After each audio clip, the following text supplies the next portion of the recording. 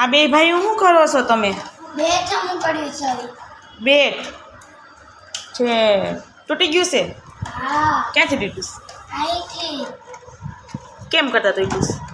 પાણીમાં. તે પાણીમાં ન લઈને જતો હોય તો? ફાર્મમાં જતા ને એટલે ઓકે, તો ફાર્મમાં ન જવાય ને તારે? એમાં નાવું તું. તો બેટ લઈને ના આવ્યો તો? હા. તો એ તું સારો ભાઈએ લીધું તું. છે એટલે ભાઈ રિપેર કરી દઈશ હવે. હા. છે નવું બેટ તોડી નાખ્યું જો પર્વભાઈએ. હવે રિપેર કરવા બેસી ગયા. હા.